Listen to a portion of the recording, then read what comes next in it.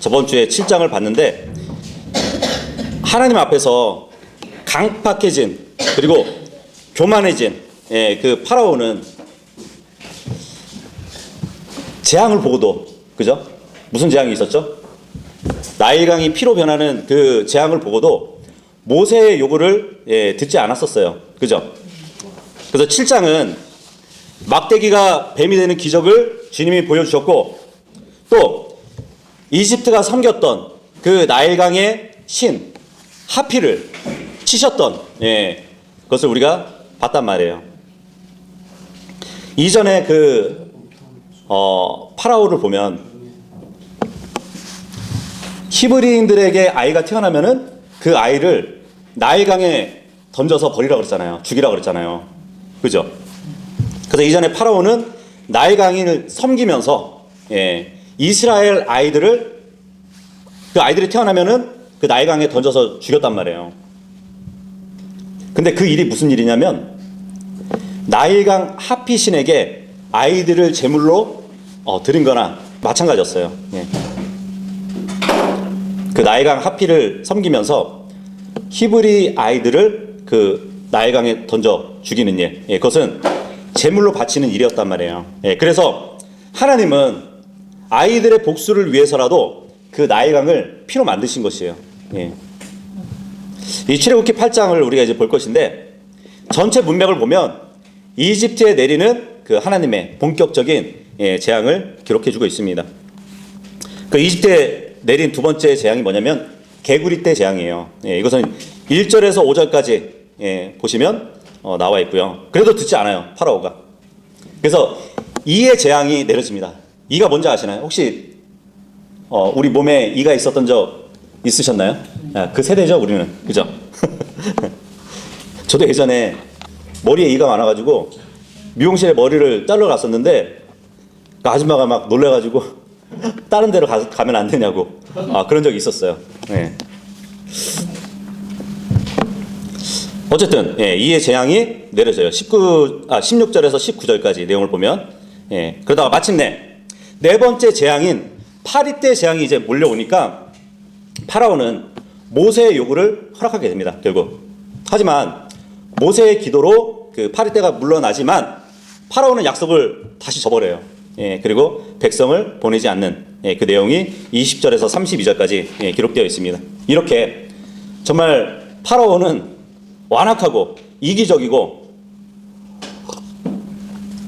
강팍한 그 인간의 한 단면을 보여주고 있단 말이에요.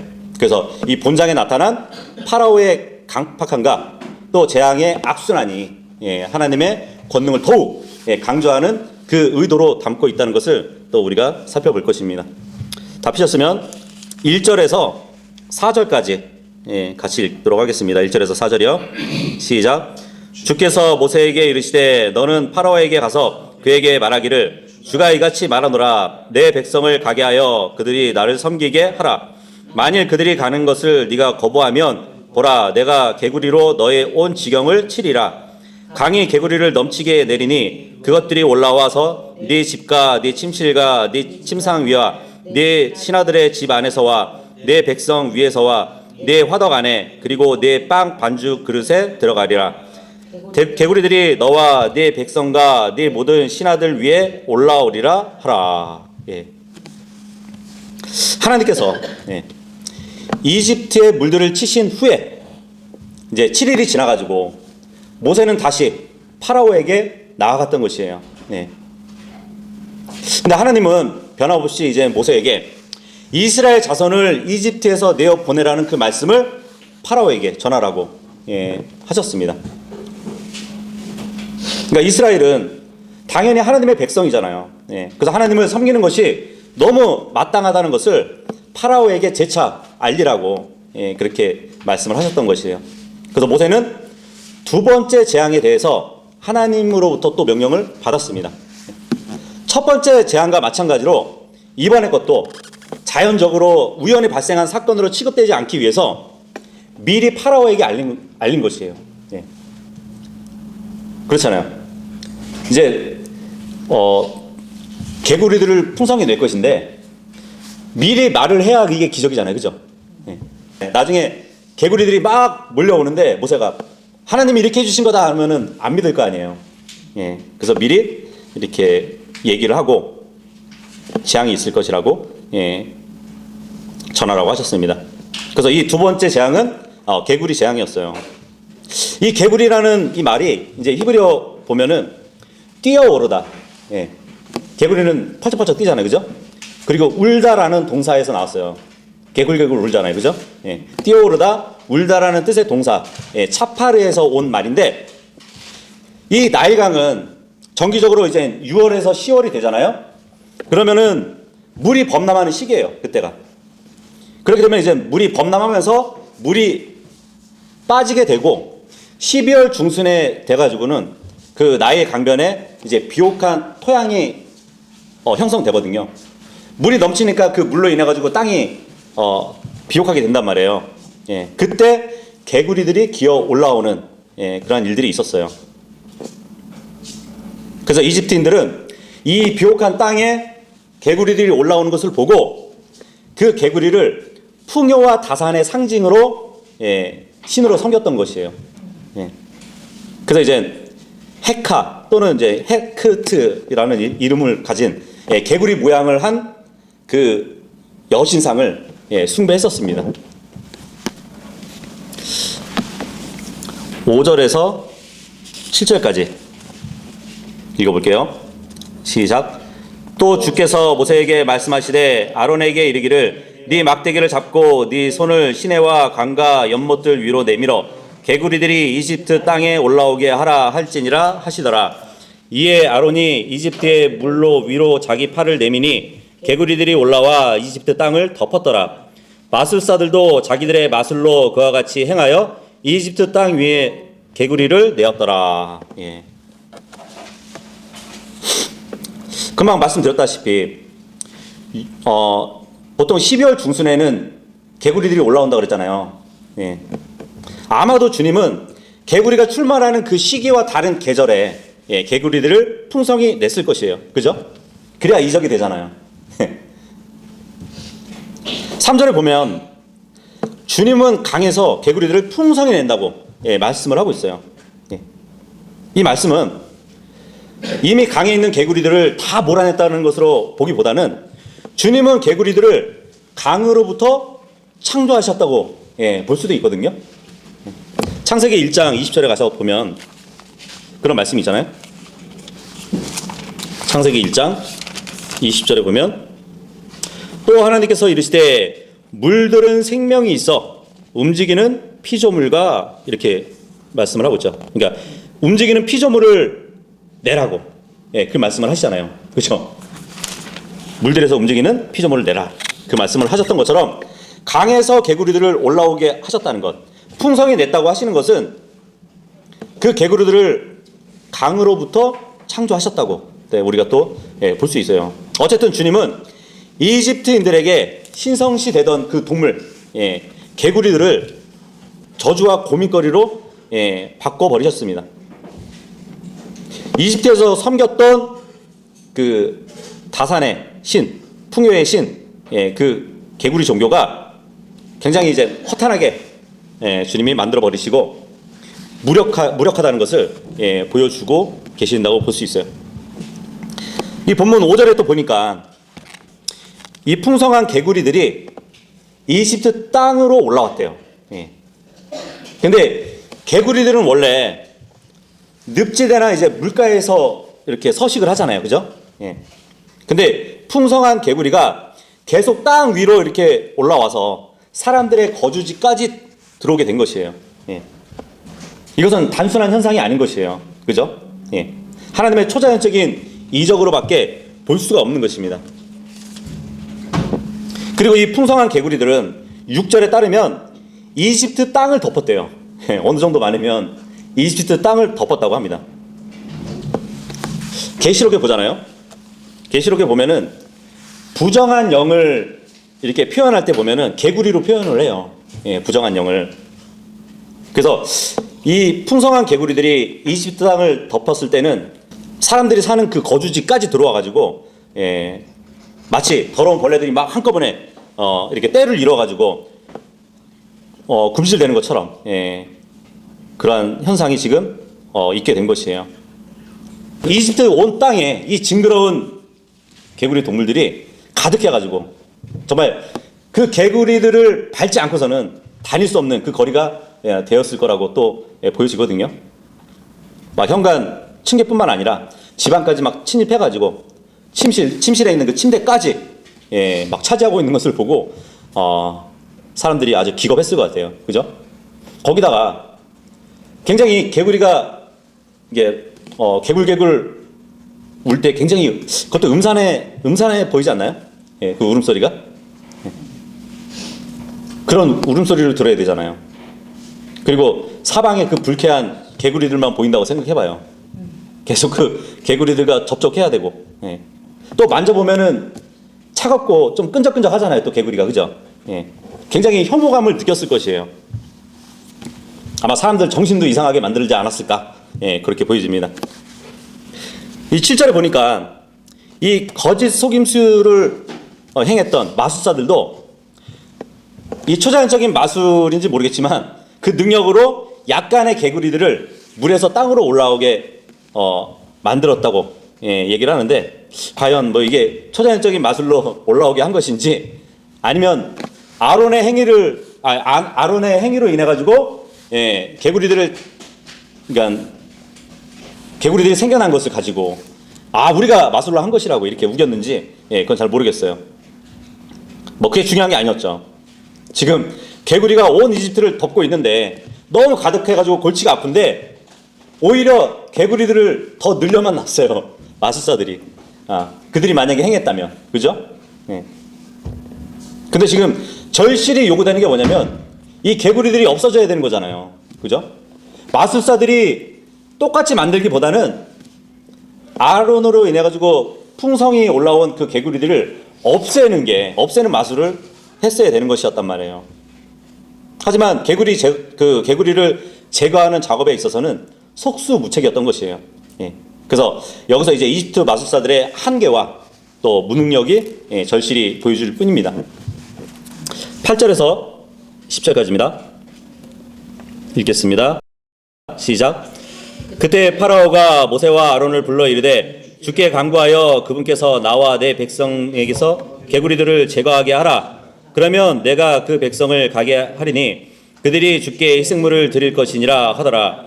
모세가 파라오에게 이르되 나보다 영광을 먼저 취하소서. 내가 왕과 왕의 신하들과 왕의 백성들을 위하여 어느 때에 간구하여 왕과 왕의 집에서 이 개구리들을 멸하고 그것들이 강에만 있게 하오리까 하더라. 그가 이르되 내일이니라 하니 모세가 이르되 왕의 말씀대로 될지니 이로써 왕께서 주 우리 하나님과 같은 이가 없음을 아시리이다. 이집트 땅이 광대했는데 일시적으로 개구리 떼로 뒤덮인 것, 정말 인간의 상상으로 표현할 수 없을 것이에요. 그래서 본문에 이제 언급되지는 않았지만 이 이집트인들은 개구리 떼를 없애기 위해서 여러 가지 방책을 막 동원했을 것 같아요. 그죠? 하지만 결국 파라오가 모세와 아론에게 도움을 청하는 이 말을 미뤄볼 때는 개구리 떼는 뭐 택시된 만큼 더 막 수요가 또 늘어나고 했던 것으로 보여집니다. 그죠? 8절에 보니까 파라오가 모세와 아론을 불렀대요. 일단은 손 들었다는 거죠. 그죠? 이집트 마술사들이 이 새로운 재앙을 모방했을지 모르지만 그 개구리들을 몰아낼 수는 없었거든요. 그래서 파라오는 너희가 주님과의 중재를 해달라고 그렇게 모세와 아론을 부를 수밖에 없었던 것이에요. 근데 하나님이 그 개구리들을 거둘 때까지 고집스러웠던 그 완고한 왕이 파라오였잖아요. 그죠? 근데 지금 이 파라오가 자신의 무력함을 인정하고 있어요, 지금. 그래서 히브리인의 하나님에게 도움을 요청하는 그 모습을 보여주고 있습니다. 그래서 지금 파라오가 이제 모세와 아론을 불러서 주님께 간구해달라고 그렇게 얘기하고 있어요. 근데 여기서 이제 간구하다 이 말이, 이 히브리어 단어가 다른 성경에 어디에 쓰이냐면 향을 피우다, 아니면 중재하다라는 의미로 쓰이고 있거든요. 보통 우리가 이제 향을 피우는 것은 하나님과의 기도의 모습을 또 성경에 보여주잖아요. 그죠? 그래서 결국 파라오는 모세와 아론에게 중보 기도를 요청하는 것이에요. 물론 여기서는 이제 참된 회개가 있었던 건 아닐 것이에요. 그죠? 자신이 지금 현재 상황이 굉장히 궁지에 몰려있기 때문에 마지 못해서 지금 하는 것 같아요. 왜냐면 15절 보면 입증이 되거든요. 다시 이제 자기 마음을 강팍하게 하는 그 파라오를 보게 된단 말이에요. 그러니까 파라오는 지금 현재 고통에서 잠시나마 벗어나기 위해서 임기응변식으로 지금 백성을 데리고 나가라고 하는 거거든요.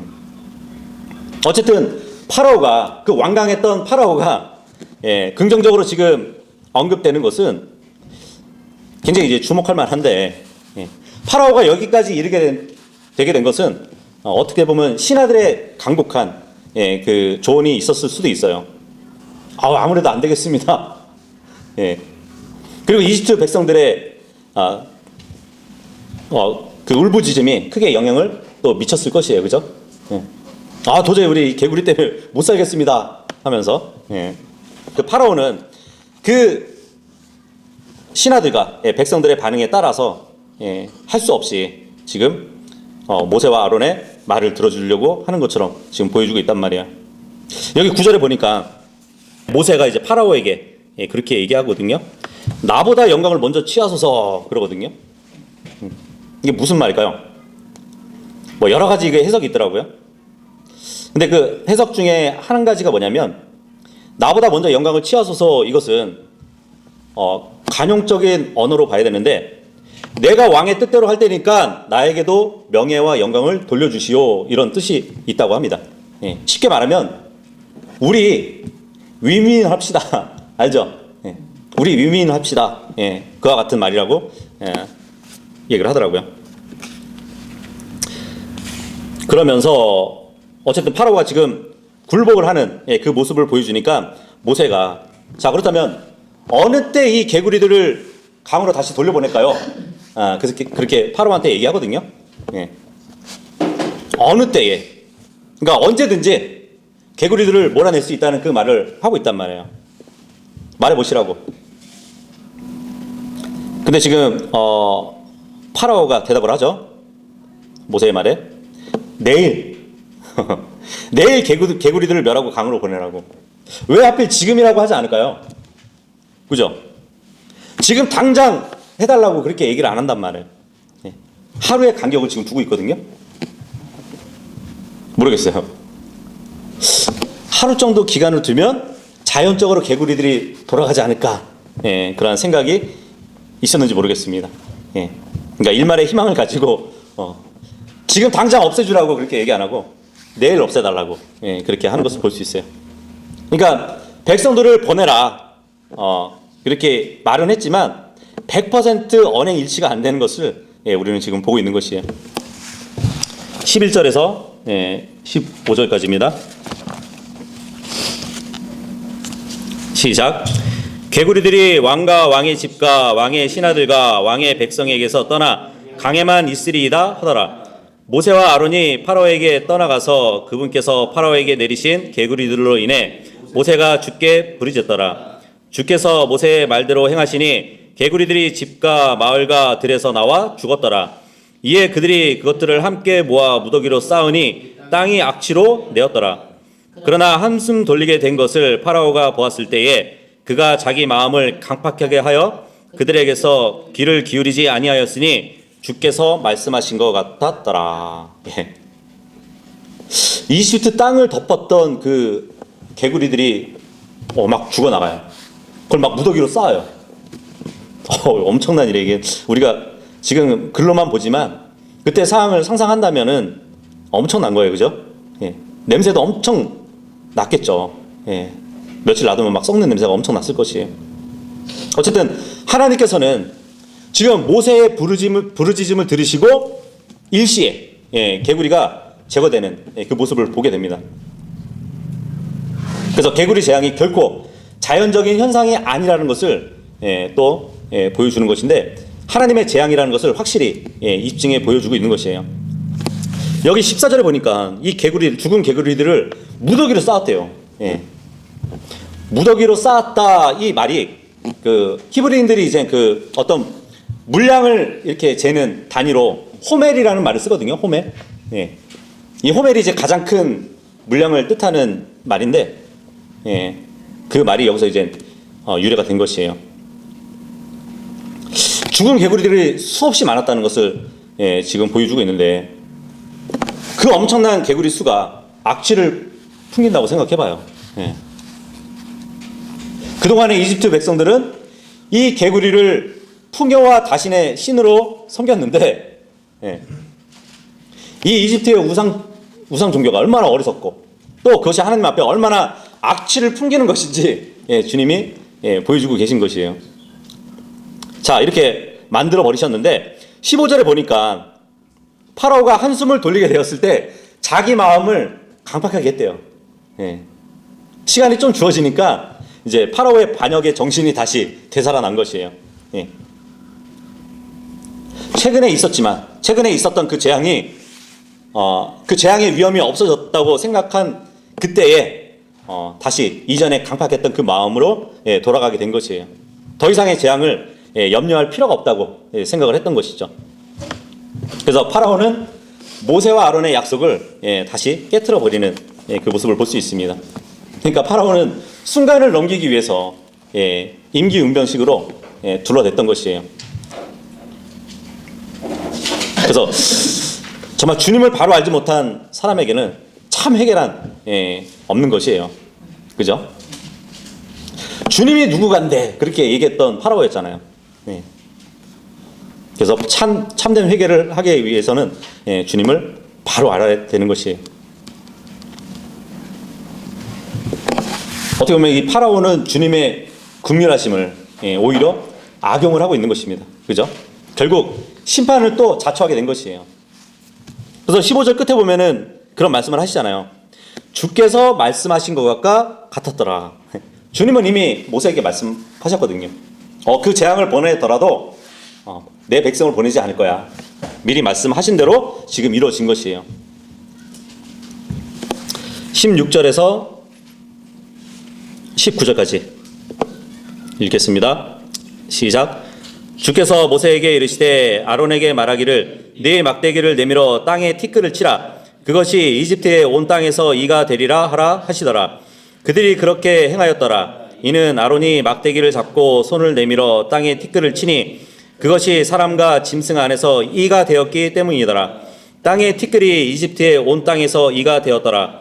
마술사들이 자기들의 마술로 그렇게 행하여 이를 내려 했으나 하지 못하였더라. 그리하여 사람과 짐승에게 이가 있었더라. 그때 마술사들이 파라오에게 이르되 이것은 하나님의 손가락이니이다 하였으나 파라오의 마음이 강팍하게 되어 그들에게 귀를 기울이지 아니하였으니 주께서 말씀하신 것과 같았더라. 이제 이의 재앙이 벌어지네요. 그죠? 근데 이전에 있었던 두 가지 재앙하고 지금 달라요. 뭐가 다르냐면 경고가 없어요. 경고가. 나일강을 피로 만든 것, 그리고 개구리 재앙은 경고를 주고 나서 행하신 재앙이라면 지금 이의 재앙은 경고가 없이 그냥 행해진 것이에요. 이스라엘 자손을 풀어주겠다는 그 거짓 약속을 했던 파라오에게 그냥 경고 없이 보내셨단 말이에요. 근데 이가 어떻게 생겨났냐면 땅에 티끌을 치니까 그 티끌이 이가 돼가지고 사람과 가축을 뒤덮였다고 합니다.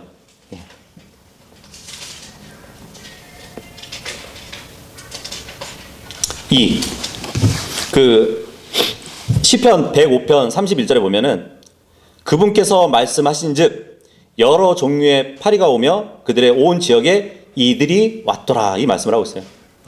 주님이 말씀을 하시니까 이가 지역에 몰려왔대요. 시편에 보니까 주님은 창조를 하실 때 말씀으로 창조하시는 분이에요. 그죠?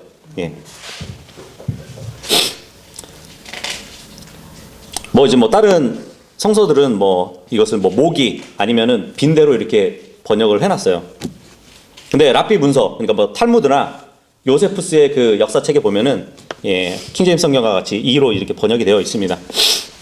어쨌든 17절에 보니까 지금 땅의 모든 티끌이 이집트 온 땅에서 이가 되었대요. 이. 엄청났겠죠, 이것도. 그죠? 참빗이 많이 필요했을 것 같아요. 그죠? 근데 지금 18절 보니까 이제 마술사들의 한계를 보여주고 있어요. 그죠? 다른 거는 하나님의 그 재앙을 흉내낼 수 있었는데 이 일을 만드는 데 있어서는 우리는 이걸 하지 못한다고 그렇게 합니다.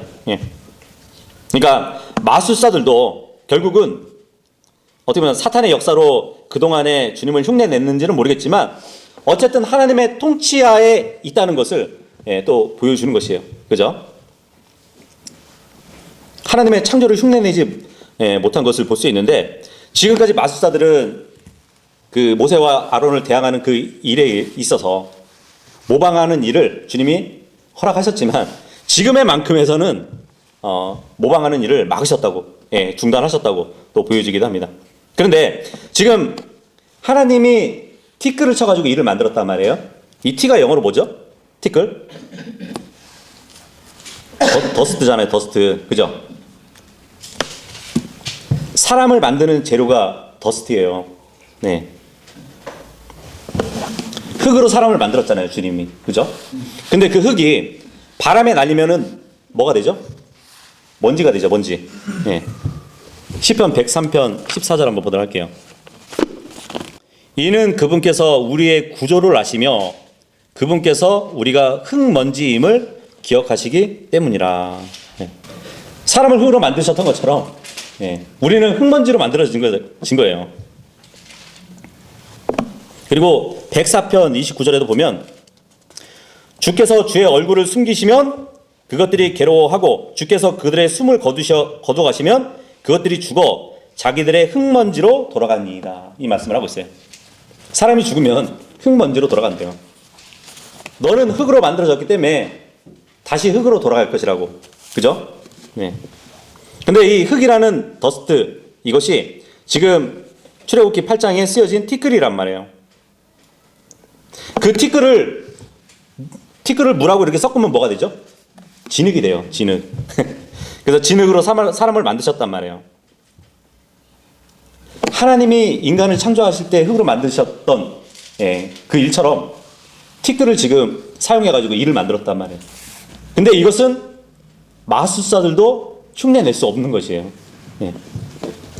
그 요한복음 9장에 보면은 날 때부터 앞을 보지 못하는 자가 있어요. 그죠?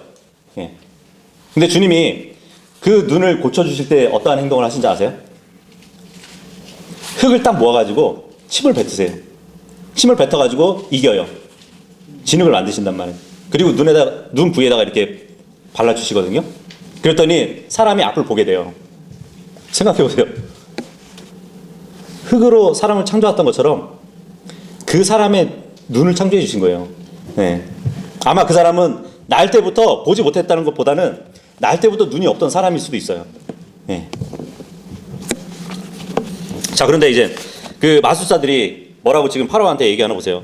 이거는 저희가 할 수 없고 정말 이거는 하나님의 손가락이라고 그렇게 얘기를 합니다. 그죠? 19절에 보니까 하나님의 손가락이라고. 그렇죠?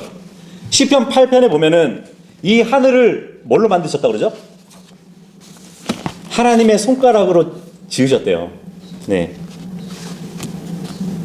이 티끌에서 이로 만들어진 것은 하나님의 창조물입니다. 그렇게 지금 시인을 하는 것이란 말이에요. 그죠? 근데 창조 사역에 있어서 어떠한 생명을 주시는 그 일을 하시는 분이 성령님이거든요. 그 창세기 1장 2절에 보면은 물들의 표면 위에 누가 계셨죠? 하나님의 영이 계셨죠. 그죠? 성령님이 계셨단 말이에요. 그 성령님이 움직이면서 모든 창조를 하시는 그 일을 보여준단 말이에요. 그런데 하나님의 손가락, 이것은 성령님을 또 말해주는 것이에요. 예. 누가복음 11장 20절에 보면은 예수님이 그런 말씀을 하세요. 내가 하나님의 손가락으로 마귀들을 내쫓았다고 그렇게 얘기하거든요. 하나님의 손가락으로 마귀들을 내쫓았대요. 근데 그 문맥을 보면 성령님의 힘을 입어가지고 마귀를 내쫓았다는 말이에요. 그렇다면 하나님의 손가락은 성령님을 말해준단 말이에요. 그러면 시편 8편에 하나님의 손가락으로 하늘을 만드셨다는 것은 성령님이 직접 그 창조사역을 하셨다고 우리가 또 볼 수 있는 것이죠. 물론 이제 마술사들이 지금 고백하는 이 말은 이스라엘의 유일하신 하나님을 알고 고백한 말은 아니었어요. 단지 이집트의 노예였던 이 민족에게 있어서 초월적인 그 신이 존재한다는 그 의미로 얘기했다고 볼 수 있습니다. 20절에서 24절까지 읽어보겠습니다. 시작. 또 주께서 모세에게 이같이 이르시되 아침에 일찍 일어나 파라오 앞에 서라. 보라, 그가 물로 나오나니 그에게 이르기를 주가 이같이 말하노라. 내 백성을 가게 하라. 이로써 그들이 나를 섬기게 하라. 네가 만일 내 백성을 가게 하지 아니하면 보라, 내가 너와 네 신하들과 내 백성들 위에 또 내 집들의 파리떼를 보내니 이집트 사람들의 집에 파리떼가 가득하겠고 그들이 거하는 땅에도 그리하리라. 그날에 내가 내 백성이 거하는 고센 땅을 분리시켜 그곳에는 파리떼가 없게 하리니 이는 내가 땅 한가운데 있는 주인 줄을 네가 알게 하려 함이니라. 내가 내 백성과 네 백성 사이에 구별을 두리니 내일 이 표적이 있으리라 하라 하시니라. 주께서 그와 같이 행하시니 극심한 파리떼가 파라오의 집과 그 신하들의 집과 온 이집트 땅 안으로 들어왔더라. 그 땅이 그 파리떼로 인하여 부패하였더라. 예. 여기 20절을 보니까 주님이 이제 모세한테 아침에 일찍 일어나서 파라오 앞에 서라고, 그가 물로 나올 것이라고 그 말을 합니다. 출애굽기 7장 15절하고 같은 말씀이죠, 그죠? 파라오는 늘 아침에 나일 강가로 가가지고 종교 행위를 했던 자였어요. 그래서 주님은 파라오에게 내 백성을 가지 않게 또 한다면 파리떼를 보낸다고 그렇게 말씀하셨습니다. 근데 이제 그 역사 배경을 이렇게 연구하시는 분들의 말에 따르면 여기 기록된 파리들은 일반적인 집 파리들하고 구별되는 특종 파리라고 해요. 뭐 특별히 이제 열대 지방에 몰려다니는 활동성이 강한 파리라고 이렇게 얘기도 합니다. 그래서 시편 78편 45절에 보면 여러 종류의 파리를 보냈다고 기록이 되어 있어요. 그러니까 한 가지의 파리가 아니에요. 여러 종류의 파리를 이집트에 보내셨다고 시편에 기록이 되어 있단 말이에요. 근데 이 떼를 지어 몰려다니는 이 파리들이 짐승들과 이제 사람들 그 몸에 달라붙어가지고 무서운 병을 옮기는 그 지독한 해충으로 알려져 있어요. 그렇게 이제 역사 배경을 연구하시는 분들이 그렇게 말을 합니다. 특별히 사람의 몸에 붙는데 이제 눈꺼풀 언저리에 이렇게 붙기도 한대요. 그래서 이집트 사람들에게 안질이 흔하게 발생됐다고 또 이렇게 기록을 해주고 있습니다. 그런데 이 파리떼가 지금 이집트에 몰려왔는데 이스라엘 백성들이 거했던 그 고센 땅은 파리들이 미치지 않게 해주셨다고 말씀해주고 있어요. 그러니까 히브리인들을 보호하시고 이집트에 재앙을 내리신 그 사실을 보게끔 만드신 것 같아요. 24절에 보면 이번 재앙은 정말 그 땅에 극도로 부패를 가져왔다고 합니다. 부패를 가져왔대요. 그 땅을 부패시켰던 파리들을 얘기하는데 이 세상을 영적으로 부패시키는 것이 뭔지 아세요? 마귀들이에요, 마귀들. 그 마귀들의 왕은 사탄이잖아요, 그죠? 에스겔서 그 28장에 보면 사탄은 자신의 지식을, 지혜를 부패시켰다는 말씀을 하시거든요. 자신의 지혜를 부패시켰던 그 사탄은 마귀들을 데리고 이 세상에 영적으로 부패시키는 일을 한단 말이에요. 근데 참 웃은 게 뭐냐면 누가복음 11장 15절에 보면 이제 예수님이 마귀들의 우두머리를 바알세붑이라고 이렇게 말씀을 하세요. 그죠? 마귀들의 우두머리가 바알세붑이라고. 근데 이 바알세붑이라는 뜻이 뭐냐면 파리들의 주예요. 파리들의 주. 그래서 어떤 분은 이 말씀에 따르면 마귀들은 파리들처럼 굉장히 작을 것이라고 그렇게 말씀하시기도 해요. 어쨌든 육적으로는 파리들이 땅을 부패시켰던 것처럼 영적으로는 파리와 같은 그 마귀들이 부패의 원인이 되는 것이에요. 근데 이 당시에 이집트인들은 파리 머리를 한 그 케프리 신을 섬겼다고 합니다. 그 신은 부활을 관장하는 신이었어요. 하여튼 파리를 섬기네, 그죠? 본문에 돌아와서 25절에서 29절까지 읽어보도록 하겠습니다. 25절에서 29절이요. 시작. 이에 파라오가 모세와 아론을 불러 이르되 너희는 가서 이 땅에서 너희 하나님께 희생물을 드리라 하더라. 모세가 이르되 그렇게 하는 것은 합당하지 아니하오니 이는 우리가 이집트 사람들이 가증하게 여기는 것을 주 우리 하나님께 희생물로 드릴 것이기 때문이다. 보소서 우리가 이집트 사람들 앞에서 그들이 가증하게 여기는 것을 희생물로 드리면 그들이 우리를 돌로 치지 아니하리이까. 그분께서 우리에게 명령하신 대로 우리가 광야로 사흘 길을 가서 주 우리 하나님께 희생물을 드리리이다 하더라. 파라오가 이르되 내가 너희를 가게 하리니 너희가 광야에서 주 너희 하나님께 희생물을 드리려니와 너무 멀리는 가지 말라. 너희는 나를 위하여 간구하라 하더라. 모세가 이르되 보소서 내가 왕을 떠나 나가서 내일 파리 때가 파라오와 그의 종들과 파라오의 백성들이 떠나도록 주께 간구하리이다. 그러나 파라오께서는 백성을 가게 하시어 더 이상 속임수를 써서 주께 희생물을 드리는 일을 막지 마소서 하더라. 이제 네 번째 재앙은 그 앞에 있었던 재앙들보다 파라오에게 더 깊은 인상을 주었어요. 그럼에도 불구하고 지금 파라오는 아직 모세의 요구에 응할 준비가 되어 있지 않은 것을 볼 수 있습니다. 그 대신에 지금 파라오는 타협을 제시하는 것으로 지금 보여져요. 그죠? 이스라엘 백성들이 노역을 중단시키는 것 그렇게 해줄게. 그리고 이제 너희를 따라서 하나님을 위해서 절기를 지키는 일을 허락할게. 그렇게 얘기를 한단 말이에요. 그런데 조건이 하나 있었어요. 조건이 뭐냐면 파라오의 통치권이 미치는 그 이집트 안에서 드리래요. 그죠?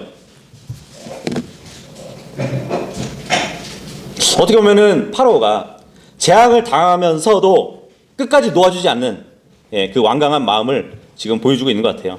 근데 지금 26절에 보니까 모세가 그렇게 하는 것은 합당하지 않다고 그렇게 얘기를 합니다. 왜냐면 이집트인들은 많은 동물들을 신성시했단 말이에요. 뭐 어떤 동물은 전국적으로도 신성시했었고 어떤 동물들은 지역적으로 그렇게 여겼단 말이에요. 그 중에서 이제 하얀색 암소가 있잖아요. 그것은 절대로 죽이지 않았어요. 그것은 아예 입법화되어 있었어요. 그래서 이집트인들이 어떤 이유에서든지 이러한 동물들이 해를 받지 않도록 보호하거나 아니면 그 짐승의 문양을 가지고 또 이렇게 우상시하기로 했단 말이에요. 그러니까 그러한 동물들을 만약에 이스라엘 백성들이 죽여서 하나님께 드린다고 생각을 해봐요. 용서받지 못할 일이잖아요. 그죠? 뭐 그런 신성시하는 동물이 아니더라 할지라도 이집트인들은 일반적으로 동물 희생 제사를 극히 혐오했던 민족이었습니다. 그래서 기록에 의하면 뭐 로마의 사신이 한번 이집트 땅에 왔는데 고양이를 죽인 그 일이 있었거든요. 그런 일이 있어가지고 그 로마인이 사형을 당한 적도 있다고 합니다. 그래서 이스라엘 백성이 이집트 어느 지역에서 하나님께 큰 희생물을 드리게 되면 이스라엘 백성들은 그 이집트인들의 종교성 감성을 자극하게 되는 것이잖아요. 예. 그래서 돌로 쳐맞아 죽일 것이라고 예, 그렇게 모세가 지금 주장을 하고 있단 말이에요. 근데 이 말에 대해서 지금 파라오도 반박을 하지 못해요. 예. 파라오 자신도 지금 백성의 촛불 집회가 있을 것을 생각해가지고 지금 자신이 무심코 던졌던 것에 대해서 예, 후회하고 있었을 것이에요. 그래서 28절에 보니까 그럼 내가 합리적인 조건을 말해줄게. 너희가 가서 하나님께 헌물을 드리되 멀리는 가지 마. 예, 그렇게 말하고 있는 것이에요. 이 말도 보면 이제 파로의 심정을 또 이렇게 표현해 준다고 볼 수밖에 없죠. 예.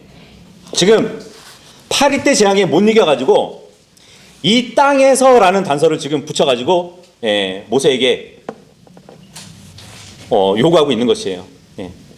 어떻게 보면 파라오는 모세의 재치 있는 그 답변으로 인해 가지고 말문이 막히니까 그럼 너무 멀리 가지는 말고 그렇게 멀리 가지 말고 예, 거기서 주님께 드리라고 예, 그렇게 얘기를 하고 있는 것이에요. 어떻게 보면 이 조건 속에는 만약을 대비해서 군사를 풀어가지고 예, 그죠? 이스라엘을 다시 노예로 예, 끌어오겠다는 그런 속셈도 담겨 있는 것으로 보여지기도 합니다. 결과적으로 보면 이 파라오는 그 이스라엘 백성들이 멀리 가지 않는 것으로 만족한다면 예, 광야로 가서 희생물을 드리도록 해줄 것을 지금 약속해 보여주고 있는 것 같아요. 예, 30절에서 32절 예, 읽겠습니다. 시작. 모세가 파라오에게서 나와 주께 간구하였더라. 주께서 모세의 말대로 행하셔서 파리 떼를 파라오와 그의 신하들과 그의 백성들에게서 제거하시니 한 마리도 남지 아니하였더라. 그러나 파라오가 이때에도 자기 마음을 강팍하게 하여 백성을 가게 하지 아니하였더라. 예. 31절에 보니까 한 마리도 남지 않았대요. 예.